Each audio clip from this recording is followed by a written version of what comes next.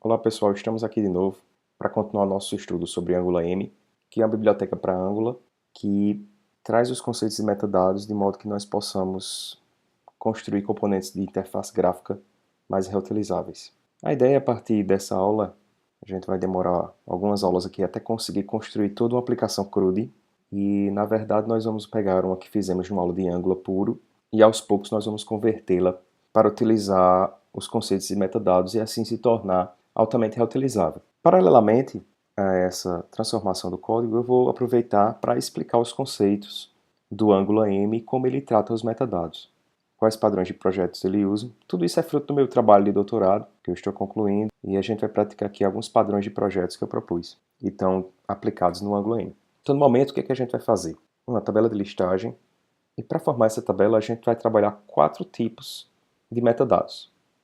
Primeiro, o Entity Type, que representa a classe, ou a entidade que você está manipulando. No nosso caso, é uma classe livro, book. Então, está aqui representado em vermelho o Entity Type, a informação que tem a ver com o Entity Type.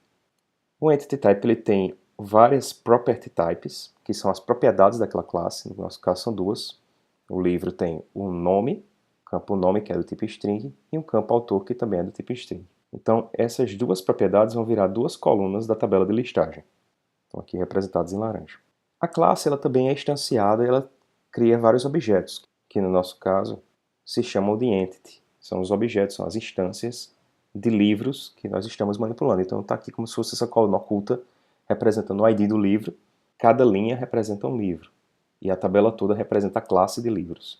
Nesse caso aqui nós temos em azul 3 IDs de livros aqui representados. Por sua vez, também o objeto, a instância, ela também tem propriedades. Ela tem os valores das propriedades que foram definidas na classe. No caso, é cada célula. Então, o nome desse primeiro livro é Refactoring e o autor é Martin Fowler. Nesse caso, são duas properties, uma para representar o nome e outra para representar o autor daquele livro especificamente. Então, dá para notar aqui bem clara a diferença entre o property type, que é a coluna como um todo, e o property, que é cada valor dessa coluna. Então, com esses 4 tipos de dados, nós conseguimos trabalhar com as entidades do sistema de informação e, no caso da nossa aplicação CRUD, nós vamos fazer agora essa tabela de listagem. Nós vamos pegar uma tabela de um sistema feito todo manualmente e vamos convertê-la para usar os loops em cima dos metadados e assim se tornarem independentes do domínio, os componentes de interface gráfica. Eles vão se adaptar quando os metadados da entidade modificarem. Você não vai precisar desenvolver nova GUI, você já vai usar a GUI existente. Então nós temos aqui uma aplicação rodando, ela está levantada. A primeira coisa que a gente vai fazer é definir uma rota para que, ao pesquisar por books, a aplicação me abra a listagem de livros. No momento não existe essa rota, então ele está abrindo essa listagem inicial aqui que a gente tinha feito da aula anterior. Então, como a gente já viu lá nas aulas de Angular, para implementar a rota eu venho aqui no módulo e vou jogar aqui o código de rota. Então, nós temos aqui o código de uma aplicação normal. Nós temos aqui importado o módulo de rotas. Definimos elas aqui, nesse objeto. A gente está dizendo que a rota livros vai para o list books component. Isso é da aplicação que fizemos anteriormente. A ideia é transformar isso numa rota genérica que sirva para qualquer entidade. Depois a gente vai e importa isso aqui no router model. Então, primeiro o que a gente faz? A gente vai definir que o books vai ser substituído por entity type name, por exemplo, para dizer que o nome da entidade é que vai ser a chave. E aqui eu vou criar um componente chamado list entity type component. E a ideia é que esse componente aceite listar qualquer entidade. Então eu vou aproveitar para criar esse componente. Então eu executei aqui o comando ng generate component e o list entity type e ele me gerou esses 4 arquivos.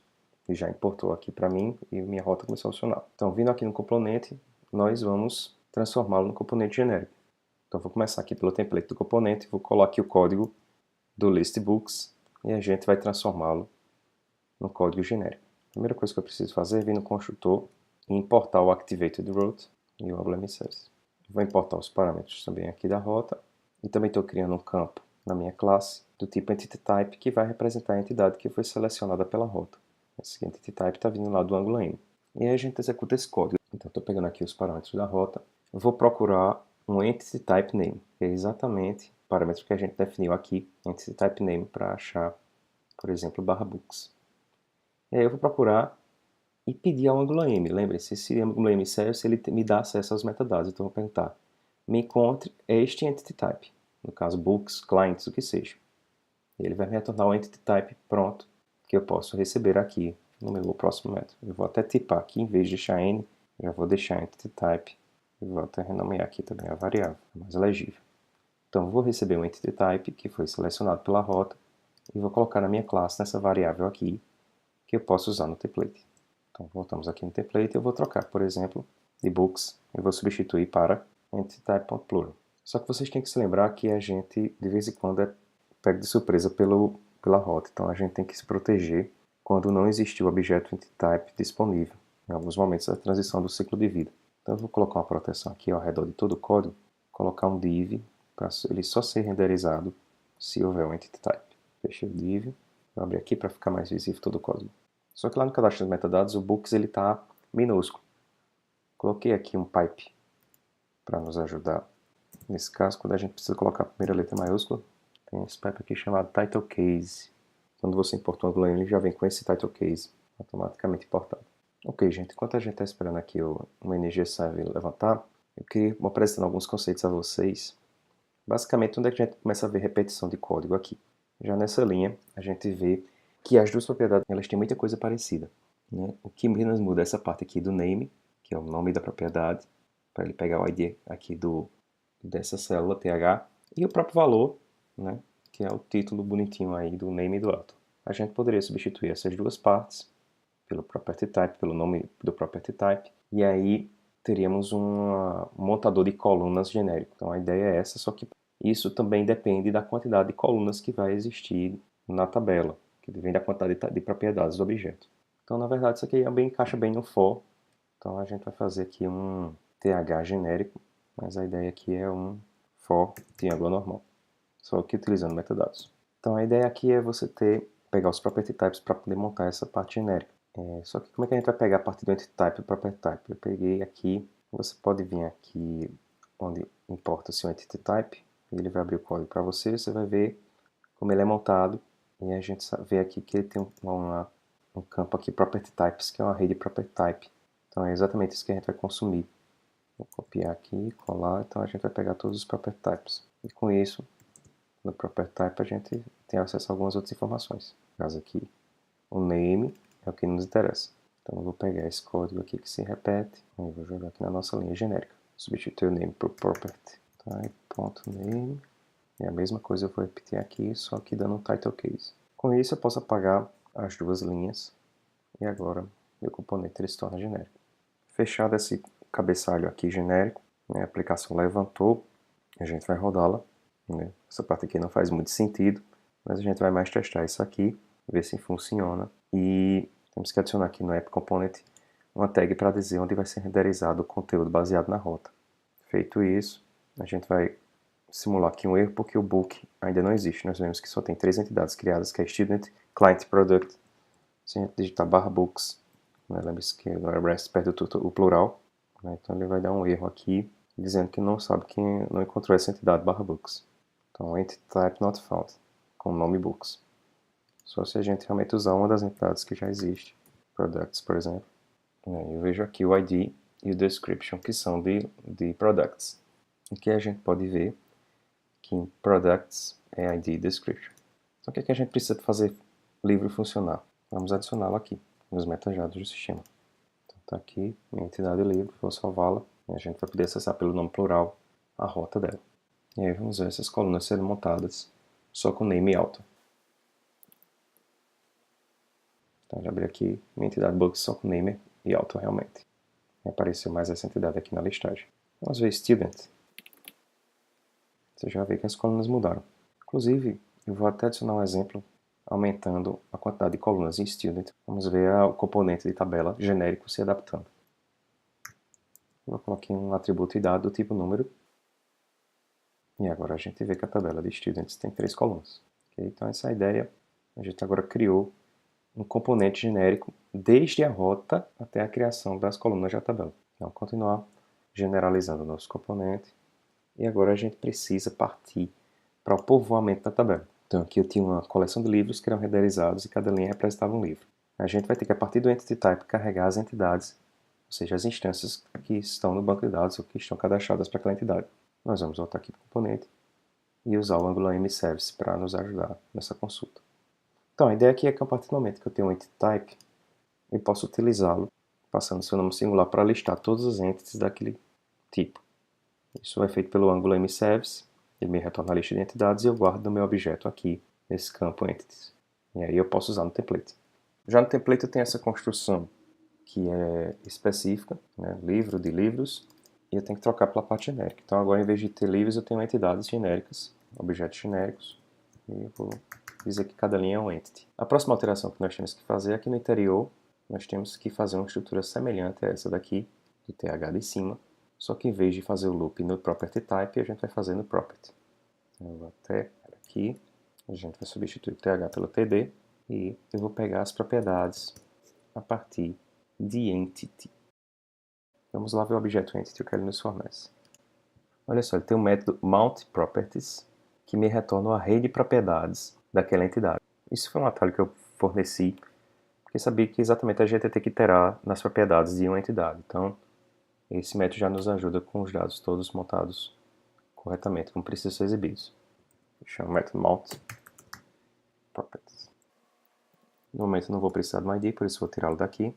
E agora a gente pega o valor da propriedade e exibe ele diretamente na célula. Com isso, a gente pode eliminar essas duas linhas.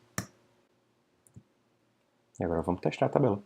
Um detalhe é que, como não existe nenhum livro cadastrado ainda, a gente vai precisar voltar lá no código para colocar algum livro na mão antes de exibir a listagem. Então a gente vai fazer assim. Vamos criar alguns livros. Aqui na hora que a aplicação foi inicializada, vamos colocar aqui um livro manualmente. Estou colocando aqui 2 exemplos de livro. E vou colocar também um exemplo de produto para a gente variar a rota e ver a mudança. Vamos dizer que nosso produto 1 é banana. Então isso aqui eu estou colocando só como dados estáticos para a gente testar a nossa rota. Olha aí, já apareceu na listagem os nossos 2 livros, Refactoring, Patents. Se a gente trocar para Products, então já me colocou aqui o livro completamente. Vocês estão entendendo, gente, como é a versatilidade desse tipo de componente, como ele se adapta a quaisquer metadados que houver no seu domínio, da sua aplicação, e aí você vai construindo componentes realmente utilizáveis. Para finalizar, a gente ainda tem algumas coisinhas aqui que não estão bem genéricas, que são as ações que nós podemos fazer no código.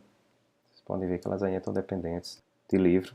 Então a gente vai colocar aqui, também tem um facilitador, que na verdade o que é que tem que ser passado nesse método? Né? Tem que ser passado o ID, né, a chave primária do objeto que a gente está em questão. A gente não sabe se é o ID, se é o name, né? Então, para isso a gente tem um atalho aqui, no Entity, que é essa propriedade key. Com isso ele pega, independente de qual for, né, pela tag ID, que é uma tag que a gente recebe na entidade, obrigatoriamente. A gente pode voltar aqui e vê-la. Então tem sempre essa tag ID obrigatória. Diz quais dos campos é a chave primária naquela entidade. No nosso caso de livro é o name, no caso de product é o ID. Então a gente vai pegar lá no template e invocar exatamente entity.key. Só que a gente precisa fazer esses 3 métodos e eu vou pegar exatamente eles como estão lá no código original. Então para fazê-los funcionar, a gente tem que declarar o router, que é o construtor, substituindo aqui, em vez de /books, vai ser o plural da entidade. E aqui na hora de remover, a gente vai também pedir ao serviço. Passando aqui a string, né, que é o entity type, só que nesse caso aqui é o singular, e aí o ID. Então agora também a gente tem em genérico as funcionalidades de show, edit e destroy, pelo menos os links aqui da listagem, estão genéricos também. E a última coisa que a gente vai generalizar é o link para um novo livro, que a gente vai pegar de entity type, plural. Como a gente está com data binding aqui, então a gente pode acessar direto as variáveis lá, que estão disponíveis lá no componente. Para convocar o nome do livro genérico também, entity type.singular, dando o title case, para ele ficar com o new book maiúsculo. Finalizado nosso componente de listagem totalmente genérico, vamos rodá-lo. Aqui já podemos ver o new product. Bem, como aqui embaixo, no canto inferior da tela, vocês estão vendo, está aparecendo products repetido, então eu vou tirar essa primeira parte aqui, porque o caminho ele é relativo, então é só botar /new. E o mesmo vai acontecer aqui nos nossos métodos. A gente já está dentro de product, então a gente não precisa colocar novamente. Então a gente utilizaria uma barra para significar o caminho absoluto. Então vamos testar aqui as nossas rotas. Você pode ver agora que está direcionando para barra products lá embaixo, barra new. No show, quando for invocar o método, ele deve redirecionar para barra products barra 1, que ainda não foi cadastrada essa rota. O edit também vai dar um erro, barra products barra 1 barra edit. E o destroy vai realmente apagar o nosso produto. Vamos para book agora. Está aqui os nossos livros, barra books barra new. Também aqui vai dar os erros, né? Barra books barra patents, que aqui no caso é o name do livro, que é a chave dele. Barra edit também não existe. E eu vou apagar esse livro só.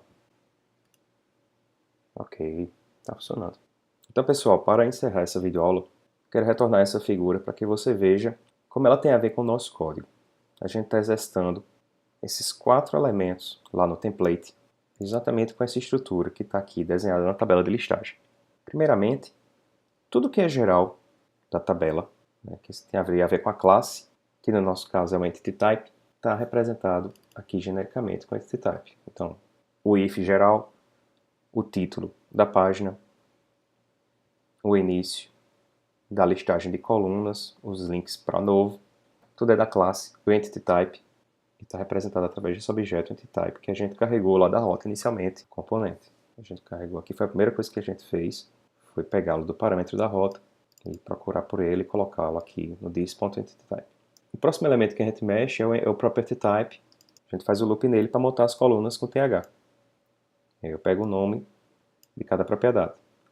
É exatamente o que a gente faz aqui.